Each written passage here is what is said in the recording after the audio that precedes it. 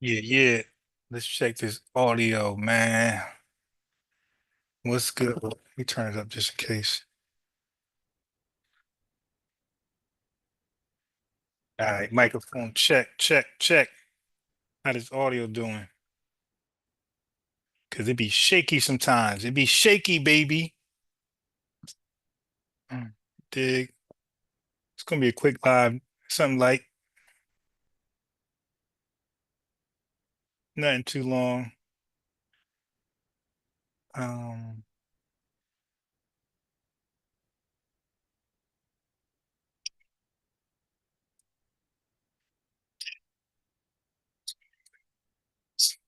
all right, audio not bad. Let's get it. It's my great grandfather on my father's side that wasn't born here. It's my great grandfather on my father's side that wasn't born here. How does one know that they're a foundational American? A few years back, did a like an ancestral so I had just did on my father's side, right? But in doing all of this, and I'm going to tell you, it traced back to Guyana, right? Okay, right. So I had just did on my father's side, right? And I'm going to tell you, it traced back to Guyana. We can trace back. My family suffered from redlining and all that type of shit, because I know how you feel about like Jamaicans that come here right now, this generation, and they're able to get loans. My family didn't go through that. My family didn't get all that when they came here. We lived as regular black people. So let's talk about that. Let's talk about that. That would not, if they came over and they immigrated, because your family came from immigrants. They immigrated over here, and you can track Ellis that. Island. Because your family came from immigrants. They immigrated over here, and you can track Ellis that. Island. Right. I know the boat. Hey, that's very different. You said Ellis Island. Like that's when anybody say Ellis Island, 9 times out of 10 they are an immigrant. Okay, white, Hispanic, Caribbean, African, doesn't matter. If you say Ellis Island, most likely you're an immigrant. Because you can't get a reparations claim like that. Because you can't get a reparations claim like that. And it's very important to not mix it up. But now keep in mind, this is just my father's side. I understand that. We all have two sides now. My mother's side, I ain't traced that yet. Y'all would know who the southern side of her family was. So if y'all don't know, that means she's from the Caribbean. So if I can understand that you don't know your dad, that's one thing. And your mom didn't tell you where your grandmother was from? Your mom didn't say shit? She had to come from somewhere, either immigrated from another country or came from the South. If she's black, right? It's just find out where your parents are from and where your grandparents are from. Your grandmother, if you knew your grandmother has a birth certificate, brother. Look at the birth certificate and see where she was born. And then see what her mother and father's name was. It's on the birth certificate. And then see where they were born. You trace it back like that. And if you can go all the way back to the 1870 census, that make you a foundational black American. All you got to do is just trace the parents back. Okay, some of these folks, you don't know where your mama's really from. Okay, like my mom's from New York. We kind of lost, and then, okay. But folks, okay. I don't know how y'all don't be knowing where your mama from. And you don't know your mama's side of the family. At least I can understand the dad's side might be a little sketchy, but you don't know your mama's side of the family? See, that raises red flags. That raises a lot of red flags from folks don't be knowing what their mama's side of the family is. All right? That's all right? That's weird.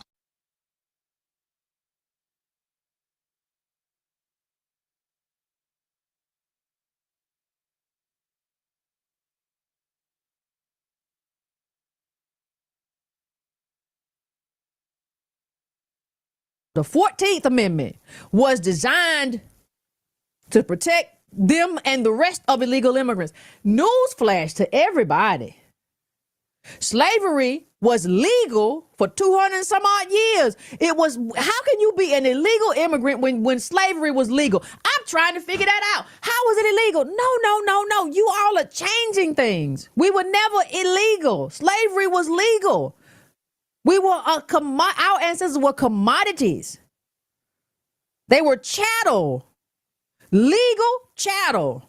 That is a special group who this was applying for. Who did? That's who. Come on now. That's who it was talking to. People gotta learn to fight their own fights and battles. The 13th Amendment was proposed by Congress on January 31st, 1865, when it passed the House, having previously passed the Senate on April 8th, 1864. It appears officially in 13 Statute 567 of the federal law under the date February 1st, 1865. Ratification was completed on December the 6th, 1865, when the legislature of 27th state Georgia approved the amendment. There being then 36 states in the Union on December 8th, 1865. Secretary of State William Seward certified that the 13th Amendment had become part of the Constitution. Right? So this is where we are. Now, we ain't got much longer to go, fam. Just stay there. Stay with me for 1 second. Now, this is... I'm going to talk about that same day briefly. Let's go to the next amendment. We got 13, 14, 15. These three. These are Reconstruction. All persons born or naturalized in the United States and subject to the jurisdiction thereof are citizens of the United States and the state wherein they reside. No state shall make or enforce any law which shall abridge the privileges or immunities of citizens of the United States, nor shall any state deprive any person of life, liberty, or property without due process under the law. Now, again, in context, these are the 1860s Civil War amendments. These are the Civil War amendments.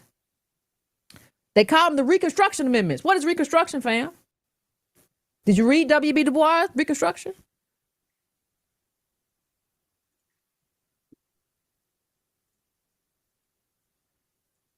Now, the 14th Amendment was proposed by Congress when it passed the House, having previously passed on June 8th. It appears officially in Stat 358 under date of June 16th, 1866. Listen, part of the problem is that we are interpreting. A lot of this is such a bad interpretation. We understand the context of these Civil War laws, and we understand that they were meant to loop people in. Right? We brought the slaves over here, if they have kids, those are citizens. We done fought a whole Civil War. The South lost for a while, so they get to be here.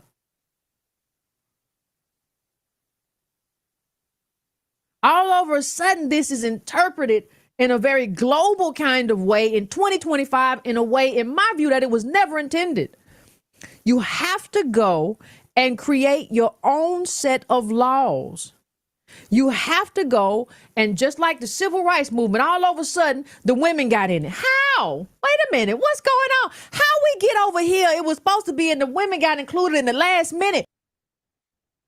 Instead of reducing immigration to 2% of the Wait, we're jumping too fast. All right, let me introduce you guys to A. Philip Randolph. You heard me champion this brother. a civil rights icon, a large. Okay, this is the brother that most people don't know about. All right, I brought you Robert F. Williams, and now I'm going to bring you A. Philip Randolph. Okay, so again, the conscious community is large, right? And all these different platforms, there's a lot of people with a lot of followers, right? They all claim to be historians, but they regurgitate the same people over and over and over. They romanticize them, they over sensationalize them, they make them bigger than what they were and larger contributions than what they actually had.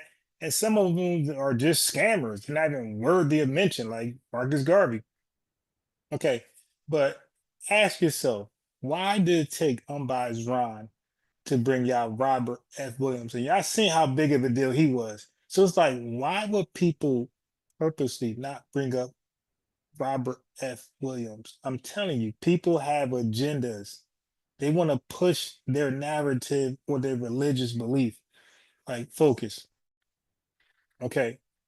They want to make their religious leaders more bigger than what they are. So they'll leave out other folks that's like threatening the magnitude of their leaders or the people they admire. Even Dr. Umar Johnson don't bring these guys up. All right, so now I'm gonna give you A. Philip Randolph. Who gave you A. Philip? Who gave you A. Philip Randolph? Unbiased Ron. Not none of these platforms. You know why? Because I'll be on those platforms. I'll be listening. I watch those. I'm a studier. I'm a journalist. I'm a YouTube journalist. I watch. I know they never brought up Robert F. Williams. I know they never brought up A. Philip Randolph. And it's embarrassing not to ever bring him up because A. Philip Randolph is the father of the civil rights movement. He even spoke in the 1964 March to Washington. I think that was his idea. I got to fact check it. But I believe that was his idea. But he definitely spoke. Now check this out. He met Garvey. He didn't like Garvey, but he met Garvey. Okay, so let me give you a little bit background of A. Philip Randolph, FBA brother, fierce. Okay, he didn't flee like Garvey. He didn't get deported. He stood on his toes. He stood 10 toes down. He was the father of the civil rights movement. Okay, here we go. Black History Month. Let's get it. Which part of Black history grew up right here in Jacksonville? A. Philip Randolph doesn't have the same notoriety as Martin Luther King or Malcolm X, but historians say he should receive credit for being a founding father of the modern American civil rights movement. News4Jax reporter Vic Micolucci retraces the monumental man's impact on our city and our country. Turn left on a Philip Randolph Boulevard. For many in Jacksonville, this is just another road. A. Philip Randolph running between the baseball grounds and the arena. But this street is named after one of the most influential men in the civil rights movement. We are not a mob. We are the advance guard of a massive moral revolution for jobs and freedom.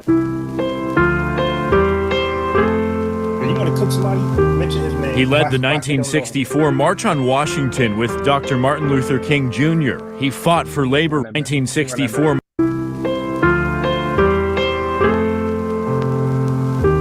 He led the 1964 March on Washington with Dr. Martin Luther King Jr. He fought for labor rights and negotiated with presidents like John F. Kennedy. He fought for labor rights. He negotiated rights with presidents. Okay, he didn't. Why didn't Marcus Garvey do that?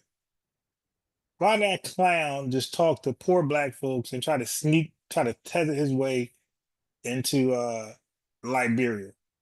Do y'all know where Liberia is at? Yeah, I gotta do it. I gotta, man. I hope y'all write this stuff down. I don't do lives to be more important than you guys. I do lives to empower you guys where we're all equal. We're all even. You dig? So I really stand for self-empowerment. It's not for me to be bigger than you guys and get more notoriety. Nope. It's for you guys to be empowered with this information. Take it, use it, go debate it, go catch people off guard. Hey, who's A. Philip Randolph? You don't know him? How do you know? Are you familiar with the civil rights movement? Well, who are the key players in there? Dr. King or so-and-so. What about A. Philip Randolph? Yeah, he's the father of the civil rights movement, the modern. Wow. It don't kick off without him. You dig? The dude actually spoke at Washington. Yeah, like he is the guy. A. Philip Randolph, this prince of a man, the dean of black leadership, spoke up. And he said in his baritone voice, Mr. President, the black masses are restless, and we're going to march on Washington. And this legend grew up on Jacksonville's east side. Born in Putnam County in 1889, moving to Duval County at 2. He saw his father, a pastor, fight unequal rights. As a kid, he did experience discrimination. He saw his dad work hard and be mistreated by people within the community because he was a black male. Urban planner and historian Ennis Davis has spent time studying Randolph's upbringings, which began fighting racism right here in the River City. A young man in town was in danger of being lynched downtown at the courthouse and was put in jail. And A. Philip Randolph's father and other men within the community took guns down to downtown and basically surrounded the jail. But they didn't take guns in a reckless way like the Black Panther Party. They took guns and they did something productive with it. And they got their point across and they put the guns back up. Okay? They didn't carry the guns around provoking violence and putting their neighborhood in harm's way to dirty cops. All right? They got guns. Look. Even climbed up on top of buildings, pointed guns at the mob, the lynch mob that came into town. And for all intents and purposes, basically said nobody's being lynched today. It inspired him. Pointed guns at the lynch mob who lynched people. They said, nah, ain't nobody lynching today. You dig? But these are the guys that people be afraid to bring up. All these Black Power, all these RBG, Pan-Africanists, and religious folks. Why are they afraid to mention A. Philip Randolph? He's a big deal. This ain't no small fry, just cherry pick. No, he's a big deal. And then Robert F. Williams is a big deal, but you never heard of him until Unbiased Ron brought him up. A true journalist with no narrative or agenda. To move to New York, become a labor union boss, and push to end segregation. He'd earned the Presidential Medal of Freedom, and it all started here. A. Philip Randolph, he was a big deal. A. Philip Randolph was a very big deal. Probably one of the most influential people to ever come out of Jacksonville. Today, his legacy lives on. But a new beginning. Not only for the Negro, but for all Americans who thirst for freedom. Not just at the school named after him, or the park, or the street. It continues in people like Ennis Davis. Nobody stands up to the amount of discrimination that was taking place at that point. I'm not an urban planner today. On the east side, Vic Michelucci, Channel 4, the local station. All right, so I want to play that to put some respect on my boy name. All right, and let me add him to my playlist. So I gotta play him again. I'm gonna imprint him on people's brain. All right. Anyway, now let's go here. Now let's see. He was an immigration restrictionist. That means that he didn't want any. Well, you'll see. Instead of reducing immigration to 2% of the 1890 quota, we favor reducing it to nothing. We favor shutting out the Germans from Germany, the Italians from Italy, the Hindus from India, the Chinese from China, and even the Negroes from the West Indies. This country is suffering from immigrant indigestion. Okay, wait. Let's go back. Don't take down that quote. This is you see it, 1924. Garvey was around. Okay, he said, and even the Negroes from the West Indies. He didn't want no immigrants over here. German immigrants, Italian immigrants, Indian immigrants, Chinese immigrants, and West Indian immigrants. Okay, so when that tether, Marcus Garvey, came over here, he already knew what that was about. Selling fraudulent stocks and buying ships to go infiltrate or sneak in to Africa as a bunch of illegals. He already knew what that was about. W. Du Bois knew what that was about. Our intellectuals, Marcus Garvey was not an intellectual, by the way. Like, he wasn't known for education and, philosophy and things like that. His brains. That was W. Du Bois, A. Philip Randolph, and several other black leaders. Okay. Marcus Garvey was more like just a galvanized people with strong lectures, but he wasn't an intellectual. Okay, so you see how my boy right here talking. Okay, so he's going back before the Immigration Restriction Acts of 1917 and 1924. So he's talking before that. He said 1890 quota. You dig? Because they had quotas on they start to put quotas on European immigrants. You dig? Damn, man. I gotta stop studying, man. Like, I don't know, man. I might be a little too deep. It is time to call a halt on this grand rush for American gold, which overfloods the labor market. He's talking about immigrants he just named: Germans, Italians, Indians, Chinese, and those damn Caribbean coons. Okay? Listen to how he's talking. It's time to call a halt. He ain't for that, like how FBA leadership now, or even FBA spokeswomen are not for immigration. You dig?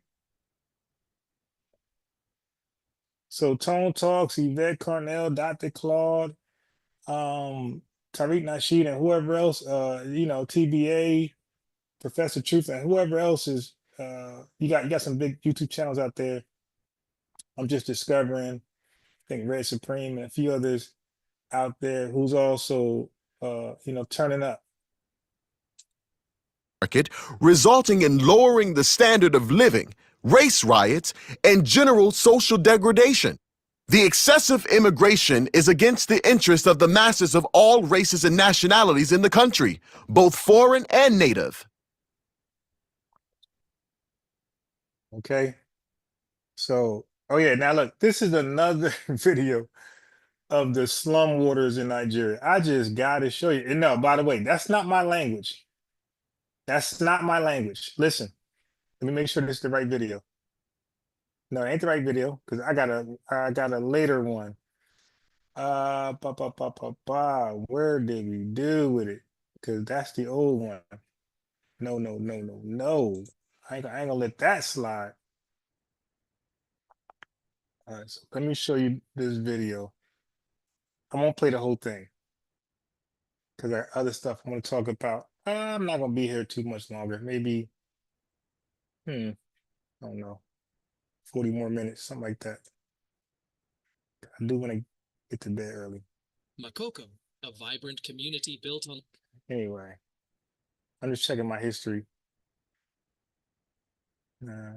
Here's some. Okay, here we go. So, white guy traveled to Nigeria. You know, white folks love.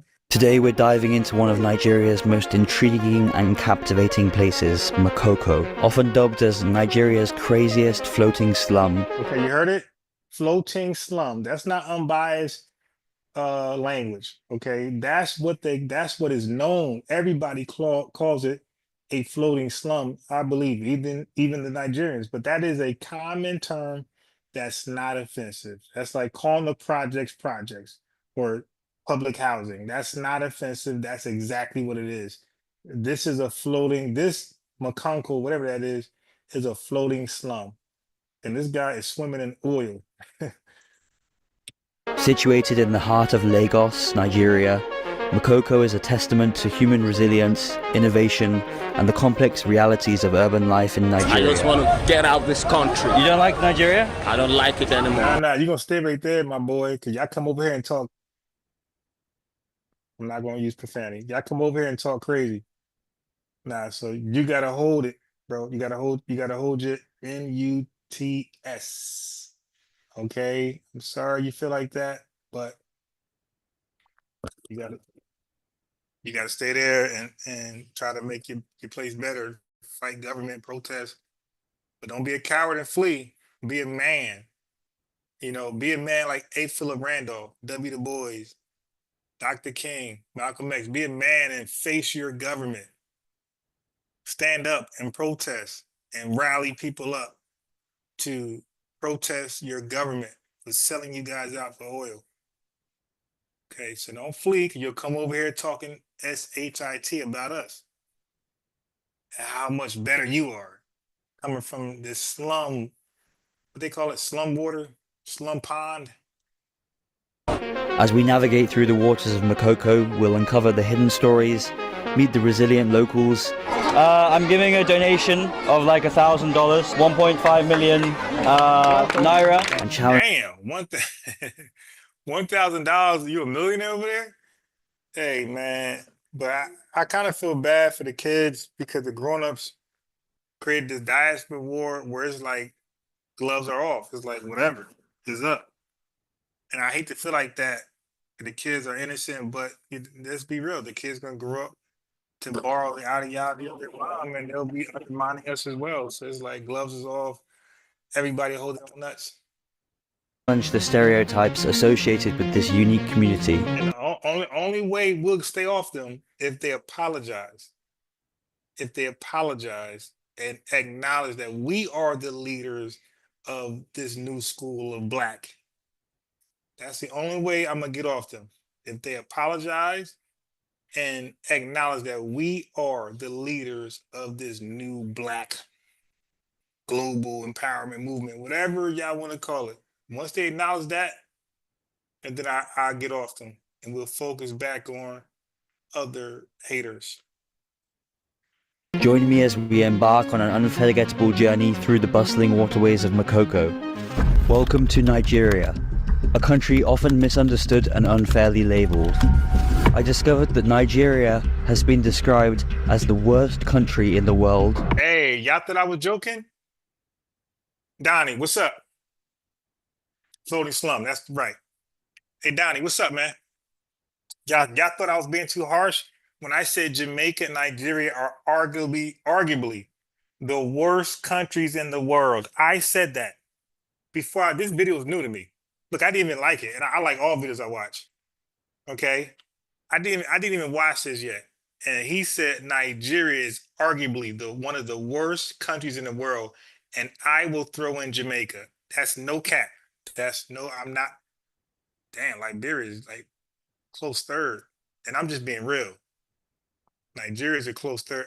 Liberia is a close third, and my next two countries I'm gonna focus on is going to be Somalia and Sudan, because they be running their mouths too. So the next two countries I zero in on are the Somalians and Sudanese people, because they do a lot of talking trash. And of course, I'm gonna do Ethiopia right after that. But hey, Donnie, I told you, man, when I studied Jamaica, all they got going on, sexual assault, predator, child predator, jacket, you know what I mean? #1 murderous country in the world. And I looked at Nigeria, I'm like, yo, these gotta be the two worst countries in the world. And this dude right here, he said it himself. Look. Naira, and challenge the stereotypes associated with this unique community. Join me as we embark on an unforgettable journey through the bustling waterways of Makoko. Welcome to Nigeria, a country often misunderstood and unfairly labeled.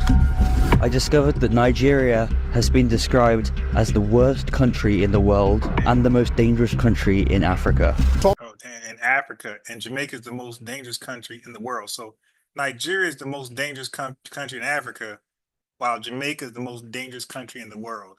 So they're neck and neck, man. Rock, paper, scissors, who's worse? Top United Nations human rights official has voiced deep alarm over the series of attacks on communities in central Nigeria.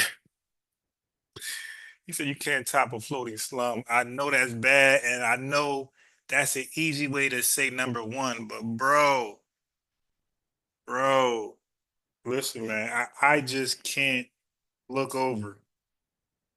I just can't look over the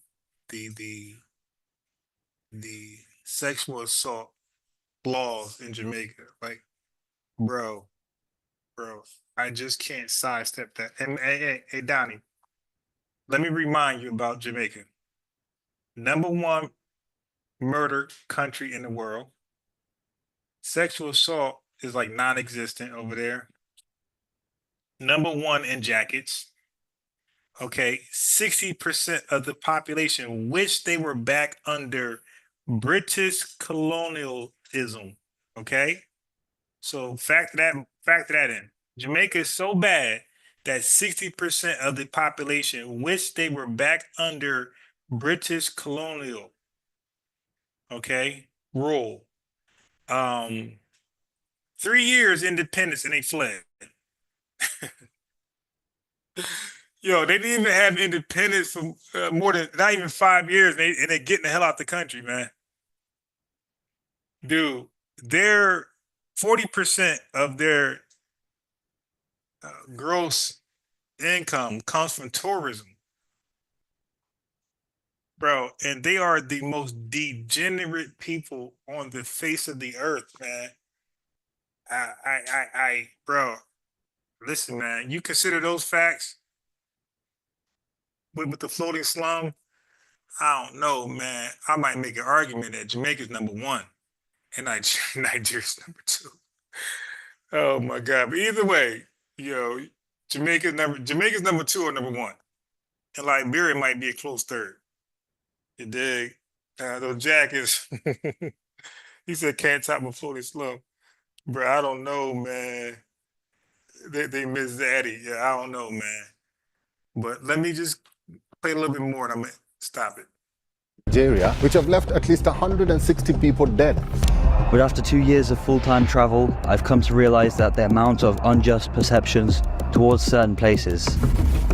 So I had to go and find out if this was true. Nigeria is rich in natural resources and culture. White boys be crazy as hell, man. They go over there, they be wanting to know. Like, let me go over there. You know, well, white boys love floating with experiencing danger, right? Messing with danger. Some old, what's that movie? What's that movie? Final Destination. Like, they love messing with Final Destination, bro. So here they are, like, what's the most dangerous country? All right, let me go over there and see how dangerous it really is. Firsthand. Culture and has the largest population in Africa and a rapidly growing economy. However, it also grapples with inequality, corruption, and misconceptions. Welcome to Makoko, guys. This is a floating slum in the middle of Lagos, Nigeria, and we're here with the boss of the area. Yo, Donnie. Chat. If a Nigerian person besides Godfrey, because Godfrey been rolling with us, right? Godfrey is the guy who set up Lord Jamore, immigrant ass. But Lord Jamore been cosplaying as an FBA far too long. It's enough now, bro. Just be yourself, accept your own, and be yourself.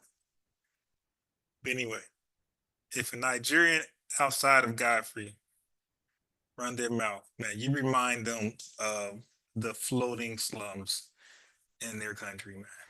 And don't forget, their whole country is a gas station. The entire country is Shell gas station. Okay? Area. Desmond, you're the boss? Well, he's the son of the chief. You can see, like, it's just a lot of rubbish. It's also, like, known to be, they call it the Venice of Nigeria. So we're going to be finding out what the Venice of Nigeria is like. Hello, how are you? Good? See, people are friendly here. And, like, there's like a layer of smog over the village, because there's just like, he says a layer of smog over the village. Yeah, oh yeah, Donnie. Yeah, you might be right, yo. This is number one. Like there's no sanitation. Like, I've experienced there's so many kids around. All they do is have sex all day long and just produce a whole bunch of unemployed people, man. All they do, like, you would think, but the country's so trash that you want to slow down on having kids. You know, get your country right first. All they do, man, just lay on their back and just have sex and pop out all these goddamn kids. That's very nice. How boss, you good? How you doing? You good? I like your shirt. Thank you. Omo Nigeria. Hey, yo, man. Yo, these dudes are so frail. I probably could beat 7 at the same time, man. I probably could beat 7 Nigerians at the same time on some Bruce Lee. on some Bruce Lee, like crowd me or you surround me all you want, and I just baby boy, knock them out one by one. Look how frail these dudes are and malnutritious, man, and they be running their mouths. Damn, I just want to go over there and see how many I can beat at one time.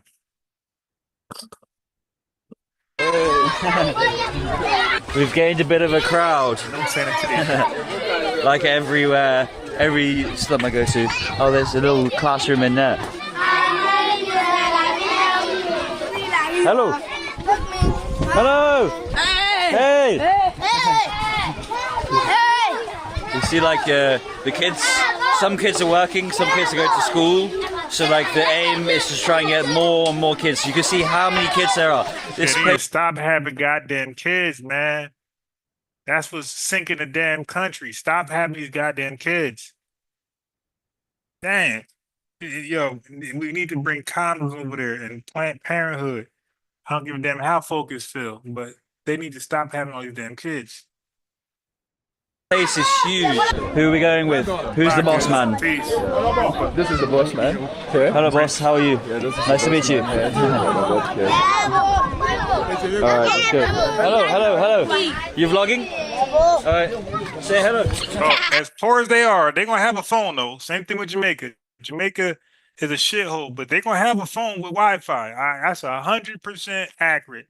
As poor as these countries are, they got no food. They eating oil, they drinking oil. But I tell you one thing they're gonna have. They're gonna have a working, up-to-date iPhone or Android with Wi-Fi. That's a given in these poor shithole countries. They definitely gonna have a strong Wi-Fi signal and an iPhone or Android up to date, 2025. Because they got to scam. They can't scam without a phone. So and strong internet. So they definitely the country gonna make sure they get that internet so they can scam. In Jamaica, in Jamaica, like they be living in a straight hut, but no running water, nothing. They going to the woods to defecate. You know what I mean? But one thing they got is that damn iPhone with a strong internet signal to scam Americans.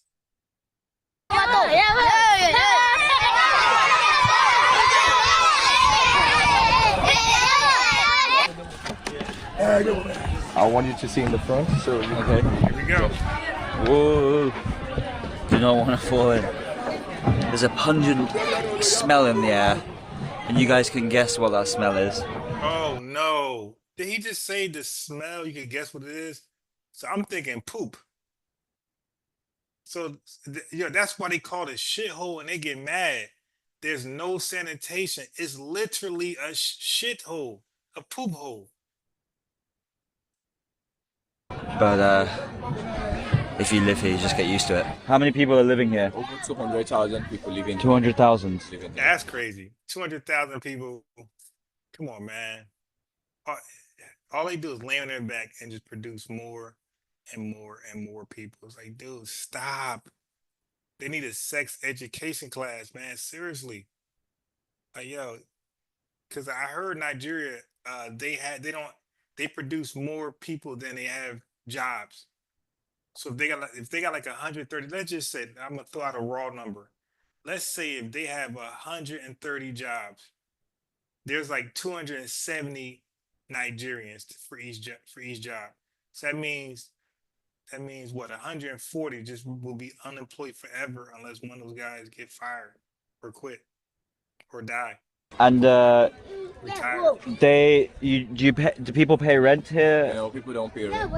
It's here in this place. Yeah, you heard that? Nobody pays rent. Same thing with Jamaica. So they run their mouth about us. But yo, we gotta pay to live over here. These guys don't pay rent. They just live on the land.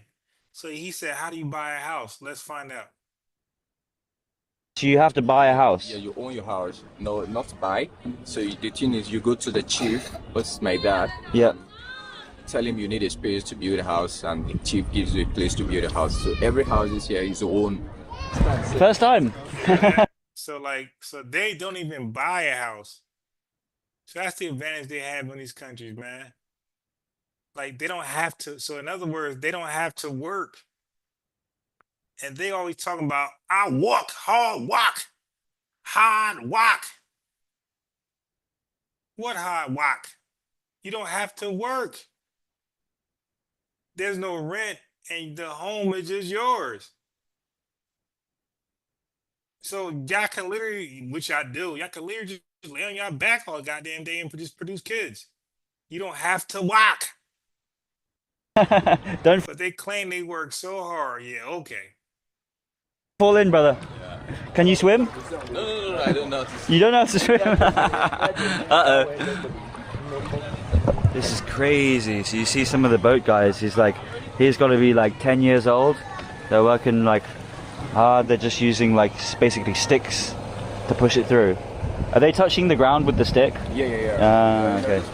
So, like, to be honest, I've seen videos of this place, but when you see it in person, it's completely different. Yeah, they basically live in a like, can you imagine like the projects is like Hurricane Katrina, but not to the degree where it reached to like the rooftops.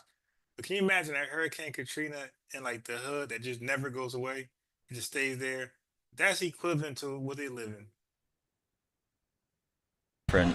It's like you obviously all the senses, and like the water is almost like it's like very murky and just like almost shiny because of all the stuff that's got into it, and you see like just rubbish everywhere. What would you say is like approximately the average wage here, or like how much people are earning a month? A month here, people earn like, let's say like 10,000-15,000 naira. Really? We have some learning mechanics. Let me back that up. Because of all the stuff that's got into it, and you see like just rubbish everywhere. What would you say is like approximately the average wage here, or like how much people are earning a month? A month here, people earn like, let's say like 10,000-15,000 naira. Okay, I said $8. I was damn near on the money. $7.50 to $11.35 a month. And they talking shit over here. I said $8.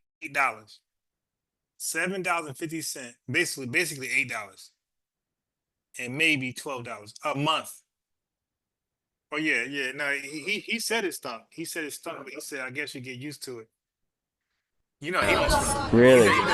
We have some learning mechanics, and then so a lot of shops and a lot of work. People are learning now some skills now. Oh, okay. So it's become almost like a really like its own city within Lagos.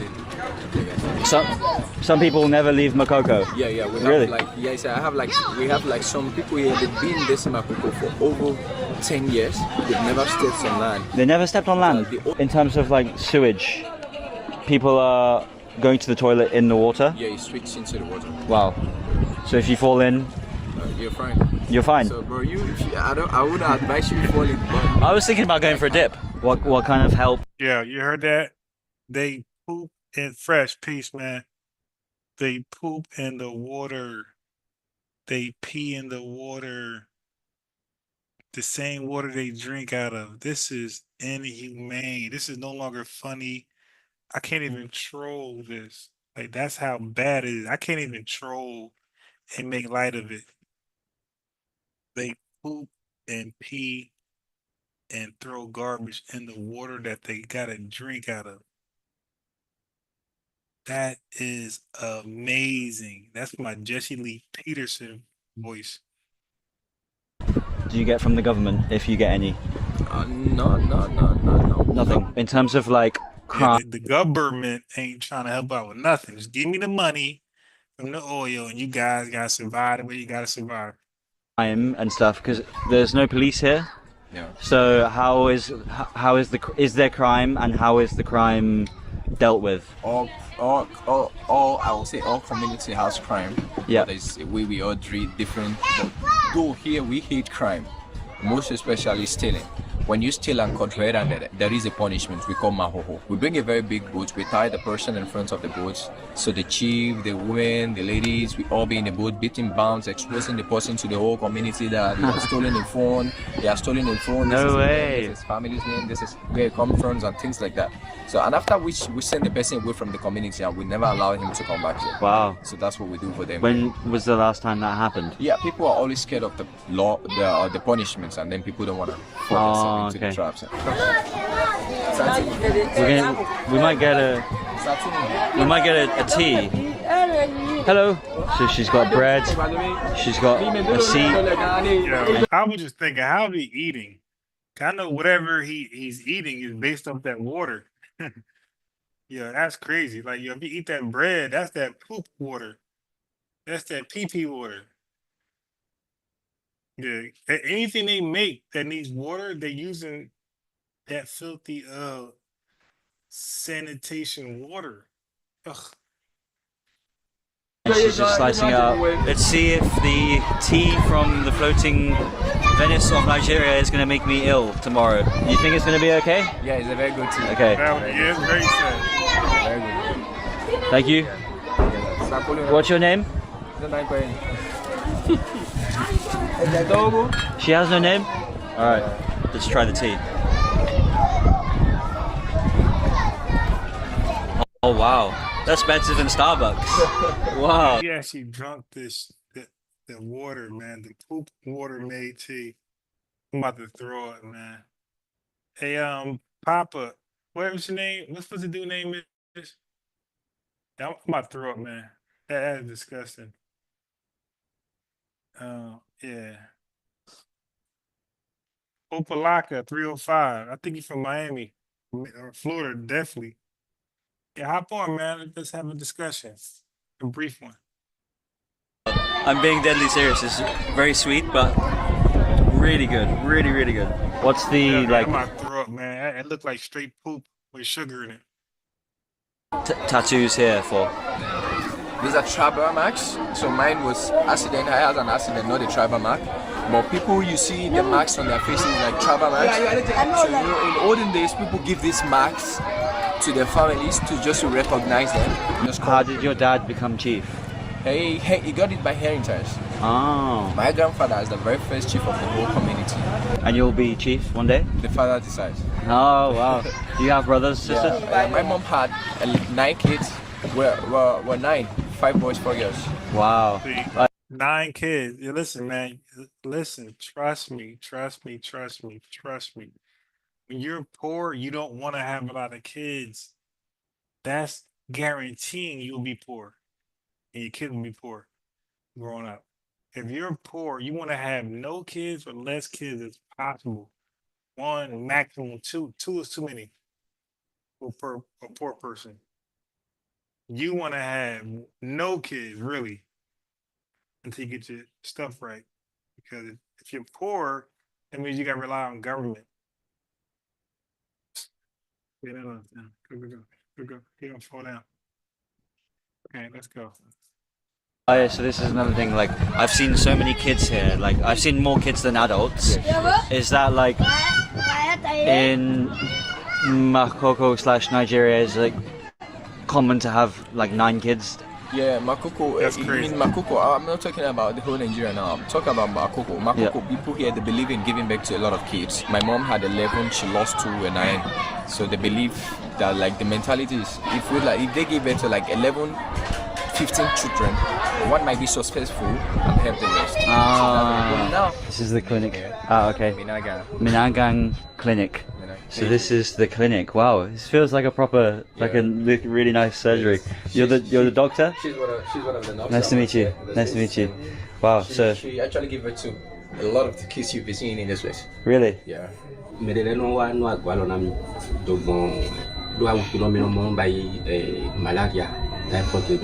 Yep. See, there's like. Okay, so now this is something I've been knew about. I got live videos on this.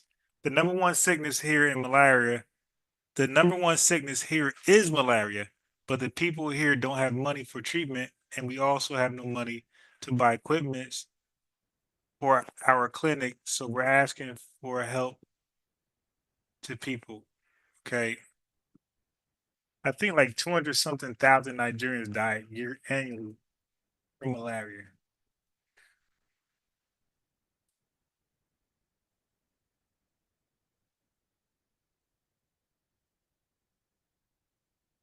Okay, anyway, let's go.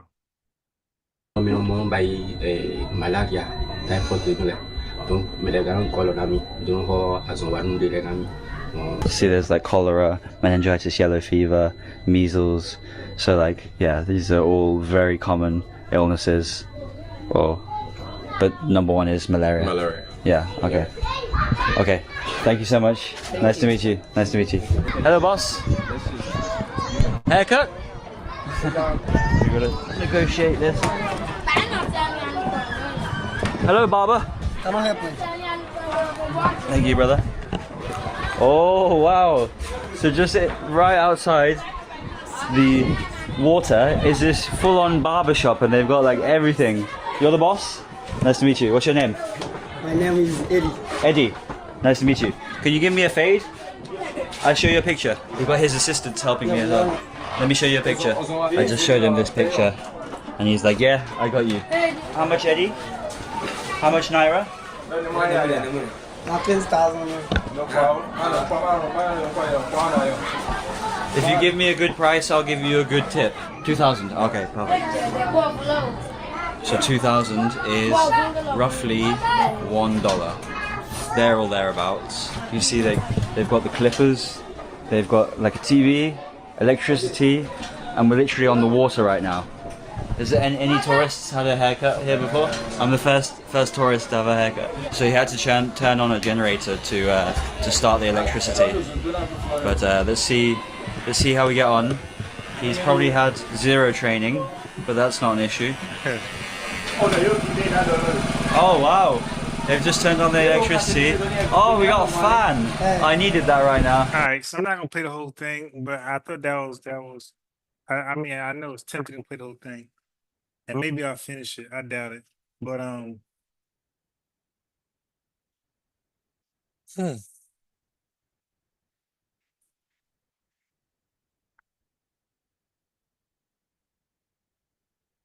W.E.B. Du Bois in the early 1900s. He was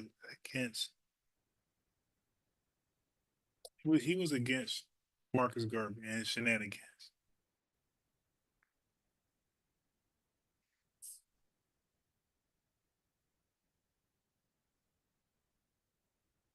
All right. So anyway,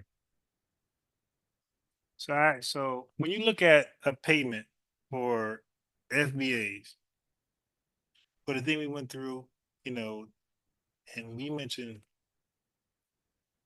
the enslavement aspect, it's kind of tricky. But I just say because the money, you gotta make sure it's a large amount.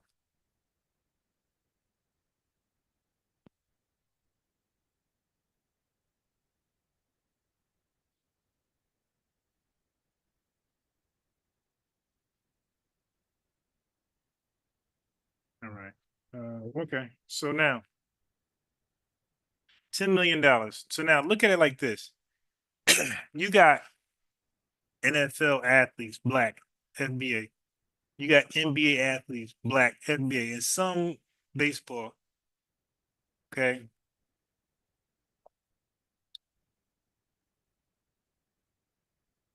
At some point, we got to look at it like this.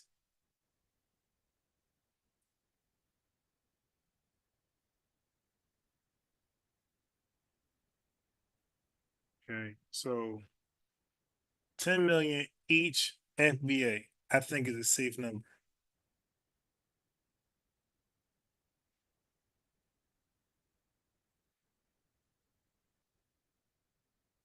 That's a safe number. And look at it like this. $10 million, a one-time payment of $10 million.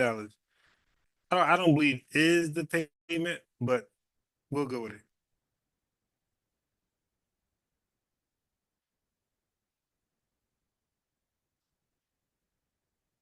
Okay, so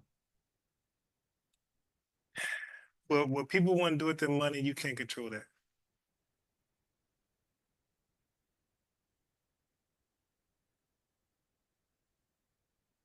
What else do we have over here?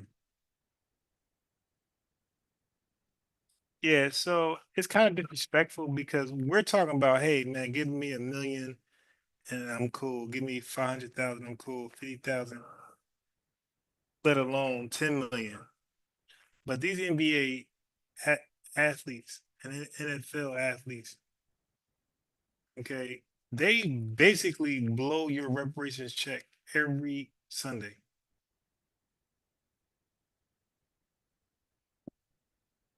They basically blow what you believe. Hey, stop doing that.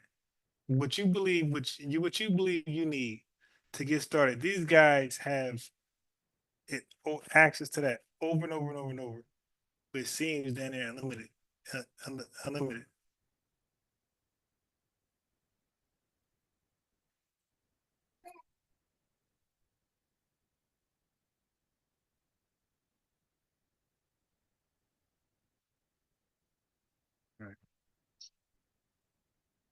He's doing a good job so far. He's like very quick, so you can tell he's done hundreds of haircuts before, I reckon. How many haircuts does he do in one day on a usual day? Like 5. 5. How much money does he make? Oh, that's like 10,000 naira.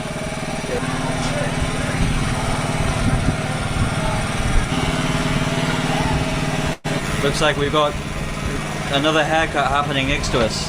Hello, boss. You good? Yeah. Haircut? There's like, 200,000 people in this area, so you need to have everything. You need to have a barber, you need to have a hospital, you need to have everything, school, so it's its own ecosystem. People are learning skills, and it's so interesting. These guys are doing a really good job. She's got a new razor blade. Hopefully it's clean. It's like painting his face. What's he doing there? Hair dye. He's painting his hair. Why does he want to paint his hair? It's something in Nigeria, like people do it as a big boy in Nigeria. Yeah. So you paint your hair. Oh, nice. I do too. Maybe I should try it. You want to try it? No, I'm joking.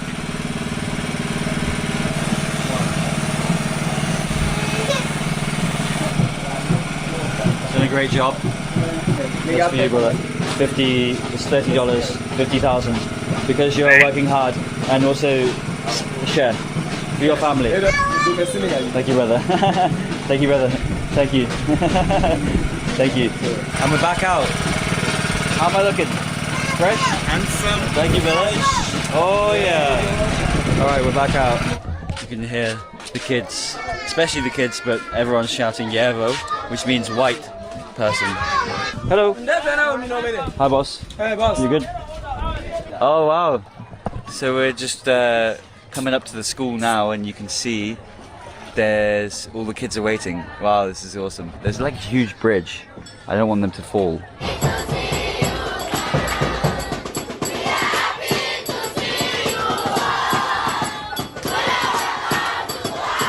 Wow, this is amazing. I did not know any of this was going to happen.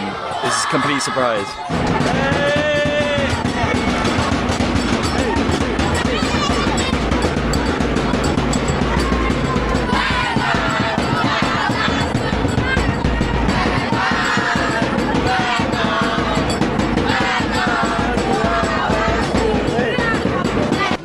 So the kids are very ready to like welcome you. They have some performance they want to give. Yes. I also brought some gifts for you guys. Wow.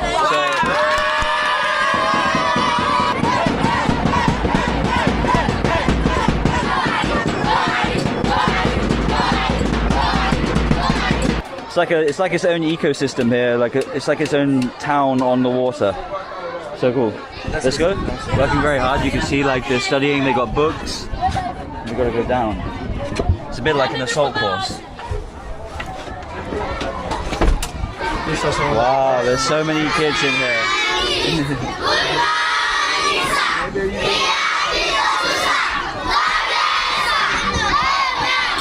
I didn't realize any of this was happening, so I really appreciate it. This is crazy.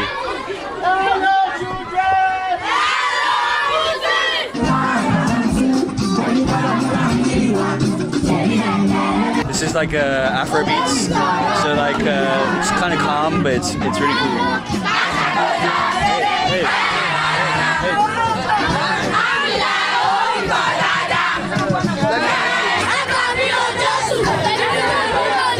They love dancing. They absolutely love dancing. They're so happy. This is what I love to see. All right, I'm going to show you my master dance move. But you know.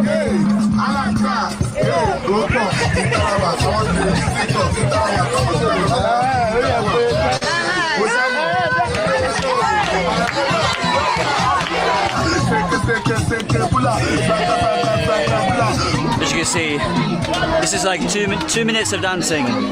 It's so hot. It's like 40 degrees, but like I'm having such a good time. So now we've got a little gift to give to the kids.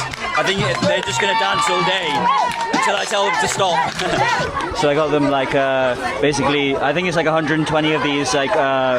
It's like a ruler, pencil, rubber, protractor, and then some books to go with it. So we got like 120 of these like mathematical sets, and we're only going to give out a few, and then the teachers will give out the rest. So.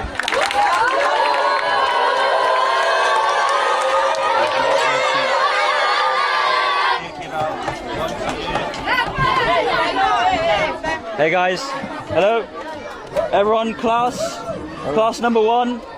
I'm giving a donation of like $1,000, so 1.5 million naira, because I want everyone in Makoko to go to school. So everyone, hopefully one day.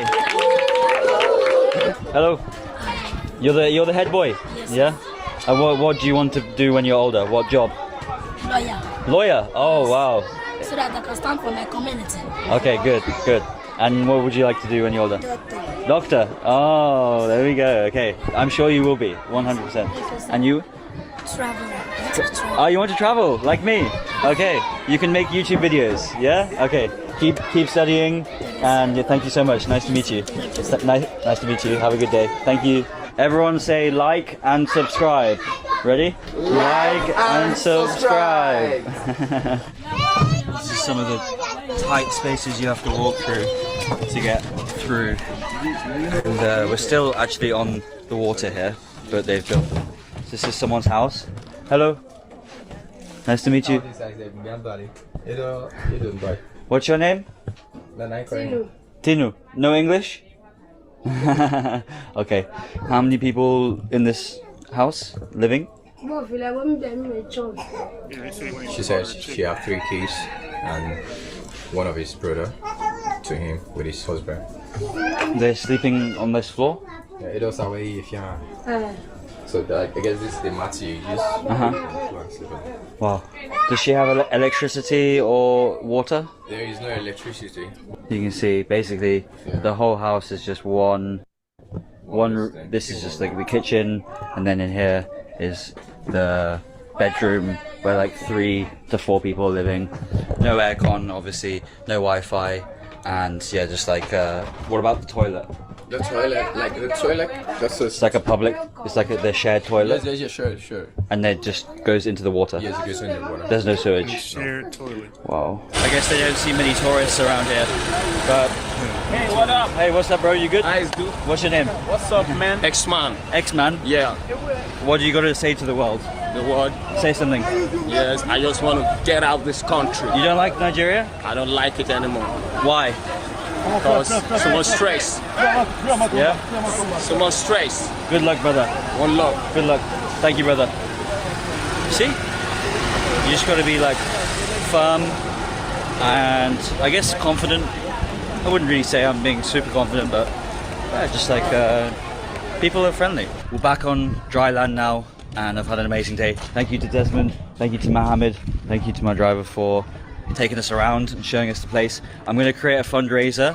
So obviously I've donated, and I would obviously love it if you guys could donate, even if it's just $1. If everyone who watches this video donates $1, then we'll raise so much money to build the schools so that more kids are going to school and to help these kids even if it's just buying books, if it's just buying benches.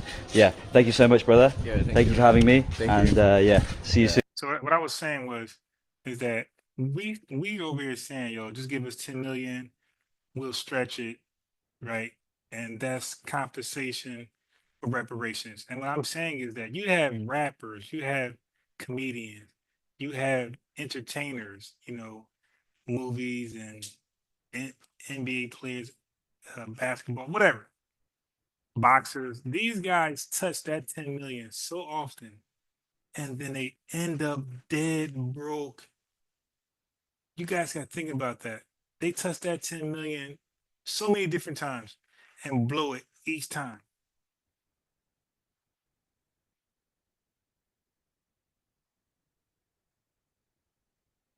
They blow it on the most goofiest items. I just can't wrap my head around it. We just saying, give us 10 million, we're good. Like, we could call it quits and we call it even. These guys are seeing 10 million a year.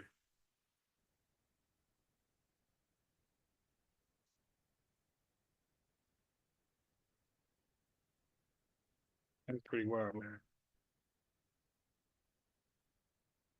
How much y'all think about this? So when y'all hear about the Garvey and W. Du Bois debate about which way, just keep this in mind. Garvey don't know nothing about Tulsa, Oklahoma, Durham, North Carolina, all these Black Wall Street cities. W. Du Bois wrote a whole book about Black Wall Street in North Carolina.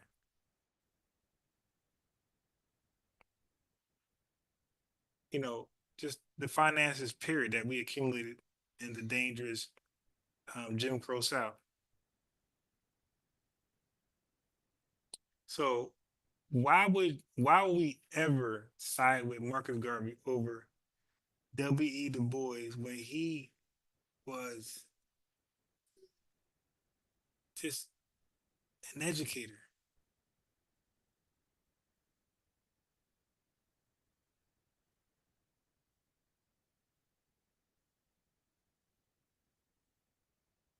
All right. Where were we at?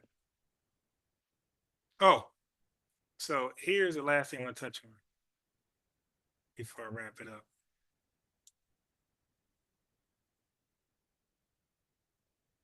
Because you guys heard me talk about self-defense, especially in states where you have, you know, you have concealed carry, open carry, or both.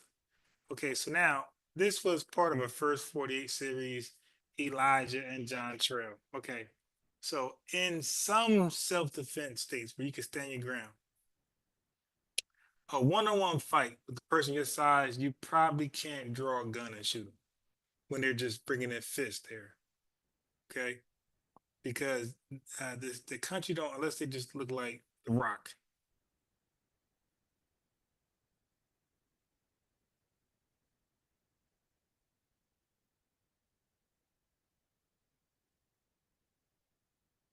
Okay, so they gotta be like clearly making you feel like you can't, if you was to engage in a fight with them, that they're so strong they can like overpower you and probably kill you with their bare hands. This is why you shouldn't really attack women as a man in these states, because she justified just blowing your head off. Because she's a woman, she could say, "Hey man, I can't match this guy's strength." So a fight with him is like a death sentence for myself.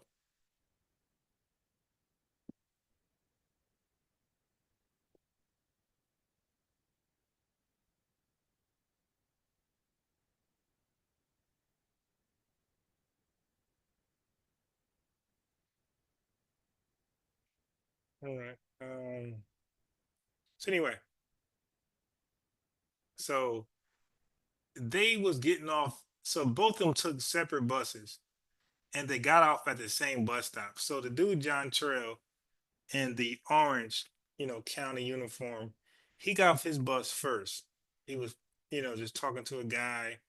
So Elijah, the guy who they try to make look so innocent, he was like 13 here. He's like 19 when he got in the problems with John Trail. Anyway, John Trell got off the bus first. He's at the bus stop just kicking it, whatever, somebody. And Elijah spots John Trell immediately when they get off the bus. He had a friend with him. So they both go attack the guy. So Elijah and his homie get off the bus and they go attack the criminal, John Trell. Okay. Well, what is he gonna do?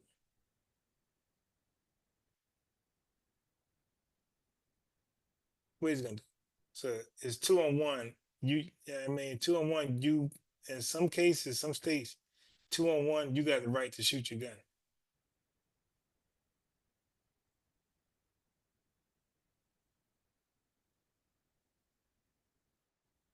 So the self-defense laws in your states, like you really, really gotta learn them.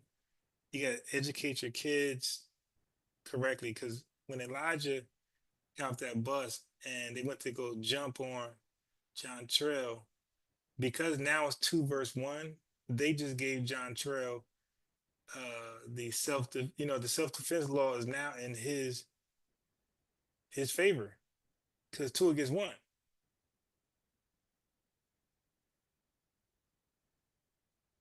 So unfortunately, Elijah, he got off the bus, chose to fight him, and he killed you and shot your mans, and nothing happened to him.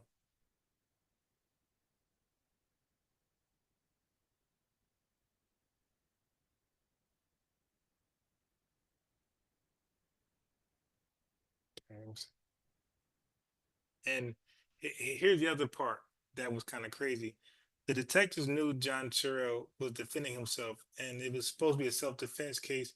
But the detectives, because John Terrell, all this don't talk to police mumbo jumbo that Stu Pease teaches, because they misguided our youth to teach them don't talk to police. Well, if you don't talk to police, then it's not self-defense.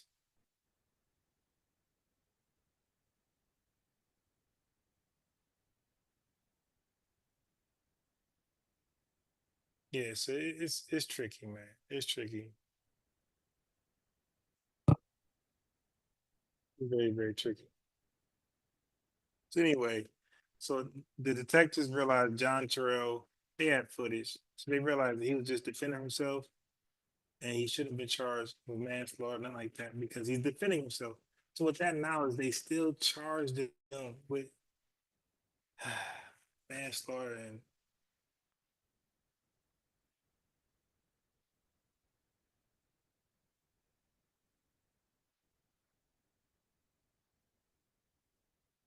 yeah, it's just bad. It is bad. It's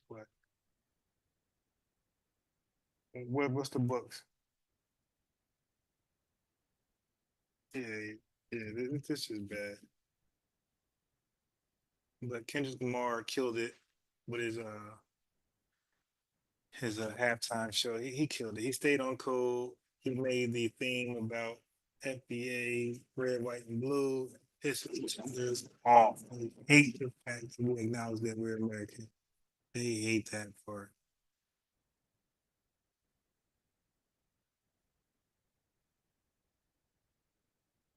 Okay. So on that note, gonna have some new videos tomorrow. I probably play, some new stuff. Yeah, maybe some of my stuff, maybe, but you know, that's what we do. Yeah, I'll be doing that at work, by the way. I'll be illegally streaming for 8 hours at work, making my day just fly.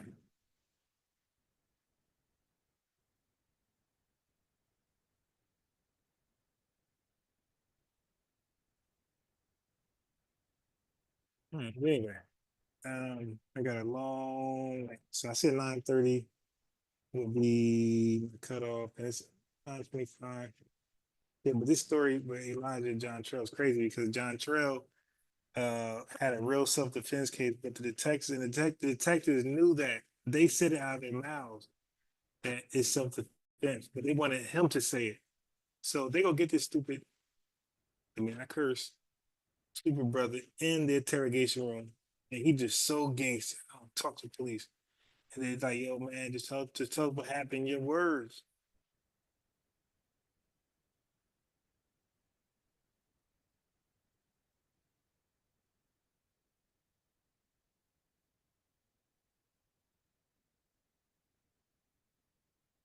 Right.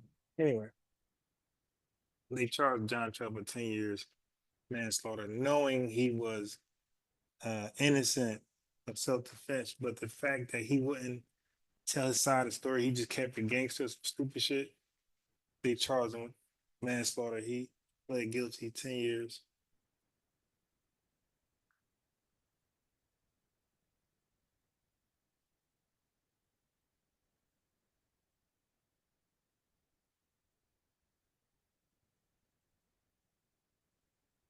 All right.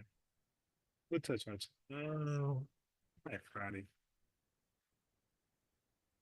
Try to get somebody back on to do some up and debate.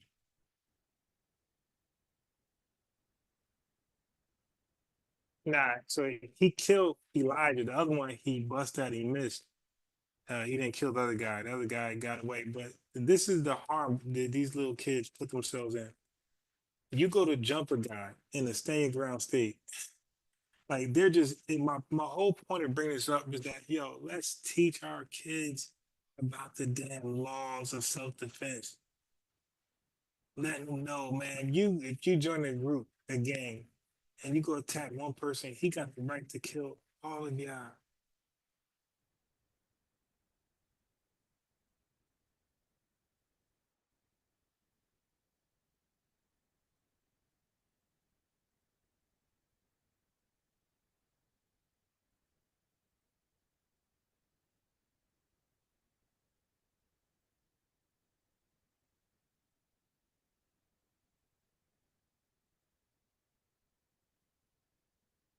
Yeah, so he killed one, and it was supposed to be self-defense. He was never supposed to be charged with murder, but the guy wouldn't tell his side of the story because he wanted to keep the gangster, and he got 10 years for nothing.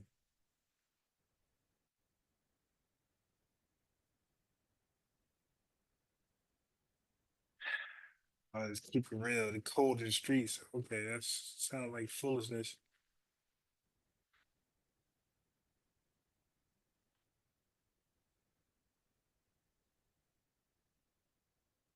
All right. So I think that's it for right now. I'll circle back.